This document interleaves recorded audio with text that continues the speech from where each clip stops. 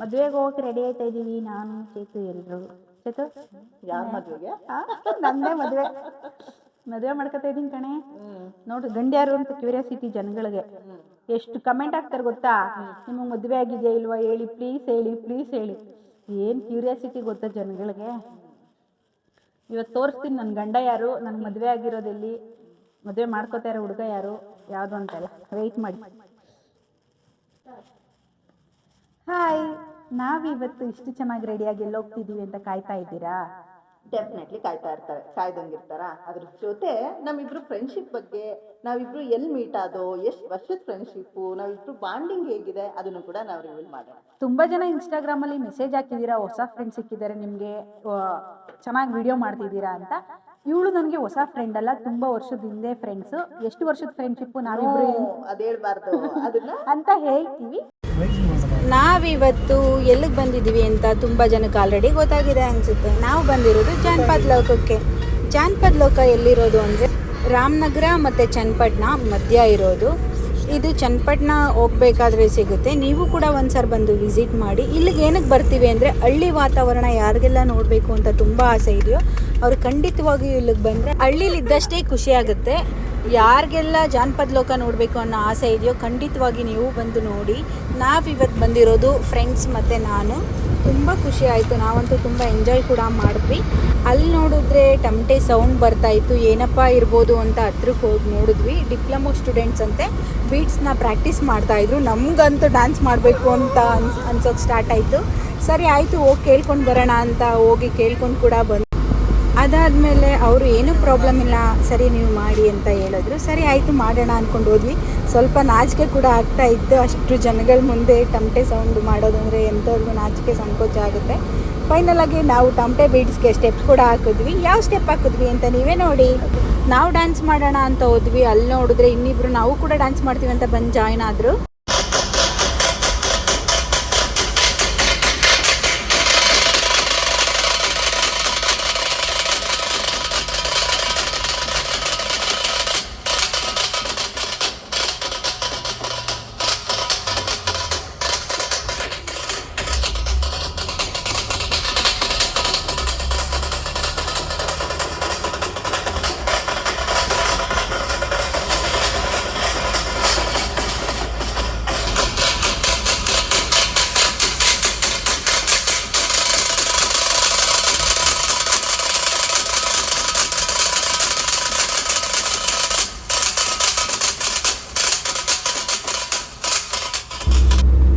ಅಂತೂ ಮಸ್ತಾಗಿ ಮಾಡಿದ್ವಿ. ಯಾರಿಗೆಲ್ಲ ನಮ್ಮ ಡ್ಯಾನ್ಸ್ ಇಷ್ಟ ಆಯಿತು ಲೈಕ್ ಮಾಡಿ, ಶೇರ್ ಮಾಡಿ, ಕಮೆಂಟ್ ಮಾಡಿ. ಮತ್ತೆ ಮಿಸ್ ಮಾಡಿದೆ ಕಮೆಂಟಲ್ಲಿ ತಿಳಿಸಿ ಯಾವ ರೀತಿ ಇತ್ತು ಡ್ಯಾನ್ಸ್ ಅಂತ. ಅದಾದಮೇಲೆ ಸರಿ ಮುಂದೆ ಪ್ಲೇಸ್ ನೋಡೋಣ ಅಂತ ಡ್ಯಾನ್ಸ್ ಮುಗಿಸಿ ಮುಂದೆ ಹೊರಟ್ವಿ.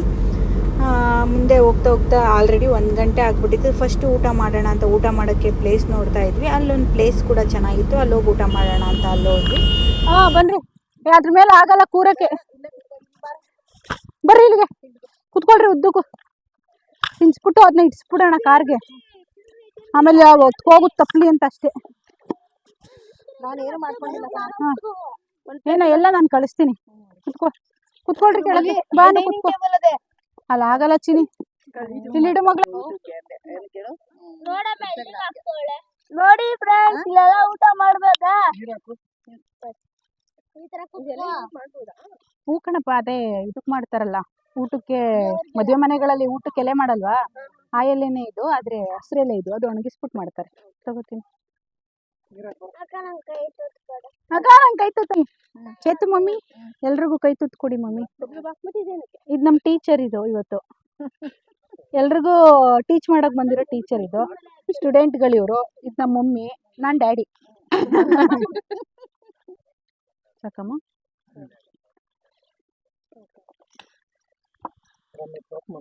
ಇಲ್ಲ ಮಾಡಲ್ಲ, ಸಾಕಮ್ಮ.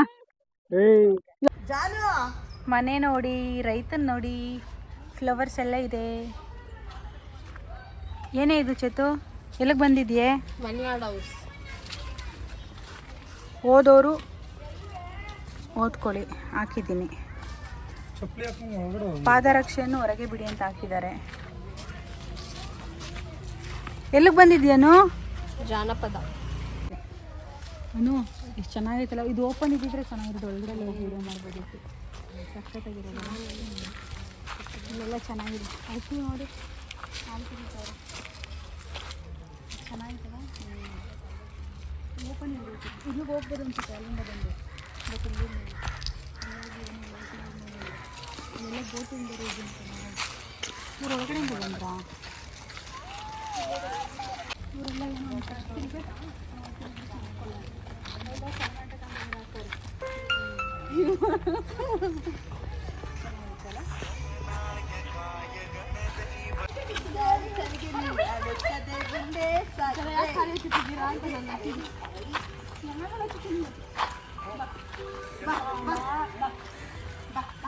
ಅಯ್ಯೋ ರಾಮ ರಾಮ. ಸಾಕು ಬಾ ಅಮ್ಮ, ಸಿಂಗಲ್ ವಿಡಿಯೋ ಇಲ್ಲ. ಏನು ಮಾಡೋಣ ಇವ್ಳ್ದ?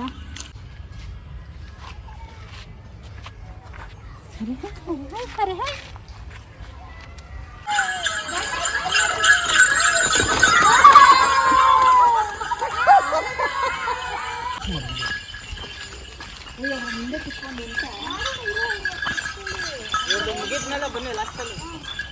ಅವ್ರನ್ನ ಮಾಡೋ ಬಾಯ್ ಬಾಯ್ ಬಾಯ್.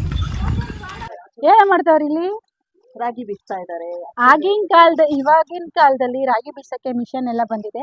ಅವಾಗಿನ ಕಾಲದಲ್ಲಿ ರಾಗಿ ಕಲ್ಲು ಅಂತಾನೆ ಇತ್ತು. ರಾಗಿ ಆಗ್ಲಿ, ಗೋಧಿ ಆಗ್ಲಿ, ಅಕ್ಕಿ ಆಗ್ಲಿ, ಹಿಟ್ಟೇನಾದ್ರೂ ಬೇಕು ಅಂದ್ರೆ ಈ ತರ ಕಲ್ಲಿಂದನೇ ರೆಡಿ ಮಾಡ್ಕೋತಾ ಇದ್ರು.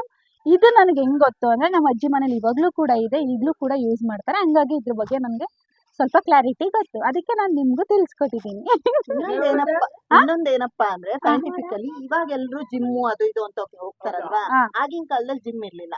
ನಾರ್ಮಲ್ ಆಗಿ ರಾಗಿ ಬೀಸೋದಾಗಿರ್ಬೋದು, ಭತ್ತ ಕುಟ್ಟೋದಾಗಿರ್ಬೋದು, ಅದ್ರಲ್ಲೇ ಸಾಕಷ್ಟು ನಮ್ಗೆ ಎಕ್ಸರ್ಸೈಸ್ ಸಿಗ್ತಾ ಇತ್ತು. ದೇಹನ ತಣಿಸೋ ಅಂತ ಒಂದು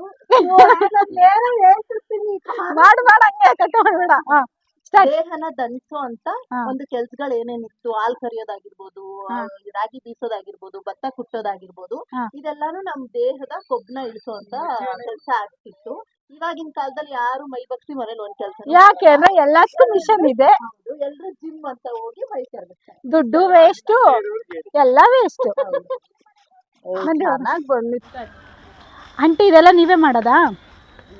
ಹೌದಾ? ಏನು ರೇಟ್ ಇದೆಲ್ಲ? Very cheap. ಹೌದಾ? ಲೋಕದಲ್ಲಿ ಅಮ್ಮ ಗಣೇಶ ತಗೊಳ್ಳೋ ಒಂದು 50 ಚೆನ್ನಾಗಿರೋದು ನೋಡು. ಮಣ್ಣಲ್ಲಿ ಮಾಡ್ತೀರಾ? ಮಣ್ಣು ಜೇಡಿ ಮಣ್ಣಲ್ಲಿ ನೀವೇ ಎಲ್ಲಾನು ತಯಾರು. ತುಂಬ ಚೆನ್ನಾಗಿ ಮಾಡಿದ್ದೀರಮ್ಮ. ಎಮ್ಮ ಒಂದು ಗಣೇಶ ತಗೋ. ಈ ಗಣೇಶ ನೋಡಿ. ಯಾವ ಗಣೇಶ ಅಮ್ಮ? ಬುಕ್ ಓದ್ತಾ ಇರೋದಾ? ದೀಪ ಗಣೇಶ ನೋಡಿ. ಆ ಬ್ಲ್ಯಾಕ್ ಗಣೇಶ ಕೊಡಿ ಅಮ್ಮ. ಕೈನಲ್ಲಿ ಅಮ್ಮ ಮಾಡೋದು. ಅದು ಕೊಡಿ, ಅದು ಬುಕ್ ಓದ್ತಾ ಇತ್ತಲ್ಲ ಅದು. ತಗೊಳ್ಳಿ. ಅಲ್ಲ, ಬ್ಲ್ಯಾಕ್ ಕಲರ್ದು ಬೇಕಂತೆ. ಎಲ್ಲ ಮಣ್ಣಿಂದೆ ಅಮ್ಮ. ಅದೇ ಎಲ್ಲದಕ್ಕೂ ಕಲರ್ ಮಾಡಿರ್ತಾರಮ್ಮ, ಪೇಂಟ್ ಮಾಡ್ತಾರೆ. ವಿದ್ಯಾ ಗಣಪತಿ ಇದು. ನಾವೆಲ್ಲ ಕಾಣಿಸ್ತಿದೀವ ನೀಟಾಗೆ? ಕಾಣಿಸ್ತಿಲ್ಲ, ನನಗೆ ಗೊತ್ತು. ಹೌದಾ? ಕೊಡಿಯಮ್ಮ ಅದು. ಇನ್ನೂ ಒಂದು ಸುಟ್ಟಿದೆ, ಸುಟ್ಟಿರೋದು ಅದು. ನ್ಯಾಚುರಲ್ ಕಪ್ಪುದ್ ಬೇಕು ಅಂತ ಹೇಳ್ತಾರೆ. ಅದು ಕಪ್ಪು ಇದಿರ್ಲ ಅಮ್ಮ? ಹಾಂ, ಪಕ್ಕನ ತೊಳೆದ್ರೂ ಹೋಗಲ್ಲ, ನೀರಲ್ಲಿ ಹಾಕಿದ್ರೂ ಹೋಗಲ್ಲ. ಇದೇ ಇರಲಿ ಅಲ್ಲ, ಚೆನ್ನಾಗೈತಲ್ಲ. ಸೌದೆಯಲ್ಲಿ ಸುಟ್ಟಿರ್ತೀವಿ. ಸೌದೆಲೆಲ್ಲ ಸುಡ್ತೀರಾ ಅಮ್ಮ ಮಣ್ಣು ನೀವು? ಸುಟ್ಟನೆ ಮಾಡೋದಾ? ಇದು ರೂಪ ಇದು ರೆಡಿ ಮಾಡಿಬಿಟ್ಟು ಆಮೇಲೆ ಬೆಂಕಿಗೆ ಹಾಕ್ತೀರಾ? ಮಾಡೋಕ್ಕೂ ಮುಂಚೆ ಹಾಕ್ತೀರಾ? ಮಣ್ಣು ಮೊದಲು ಹದ ಮಾಡಬೇಕು. ಹಾಂ, ಹದ ಮಾಡಿದ್ಮೇಲೆ ಎಲ್ಲ ಕುಟ್ಕೊಂಡು 2 ಗಣೇಶ ಮಾಡೋಕ್ಕಾಗಲ್ಲ ದಿವಸಕ್ಕೆ. ಹಾಂ, ಅದು 120ಕ್ಕೆ ಮಾರು. ಆ ಮಣ್ಣೊಂದು ಬೆಲೆ ಆಗಲ್ಲ. ಜಾಸ್ತಿ ಹೇಳ್ಕೊಂಡು ಕೂತ್ಕೊಂಡ್ರೆ ಆಗಲ್ಲ ಅಲ್ವಾ? ಚೆನ್ನಾಗಿದೆ. ಅದರಿಂದ ನಾವು ತಗೊಳ್ಳೋಮ್ಮ ಇದು. ಕೈನಲ್ಲೇ ಮಾಡೋದು. ಅದು ಗಣೇಶ ಥರನೇ ಮಾಡಬೇಕಲ್ವಾ? ಹೌದು. 2 ಮಾಡೋಕ್ಕಾಗಲ್ಲ, ಪುಸ್ತಕ ಓದ್ತಾ ಇರೋದು ಅದು. ಇನ್ನೊಂದು ಕೊಡ್ಲಾ? ಇನ್ನೊಂದು ಯಾವ ಥರ ಬೇಕೋ ನಿಮಗೆ? ಇನ್ನೊಂದು ಕೊಡಿ. ಇದೆ ಅಲ್ಲಿ ಇನ್ನೊಂದು ಐತಲ್ಲ, ನೀನು ಮೊದಲು ತೋರಿಸ್ತಾರ ಅದು ತಗೋ.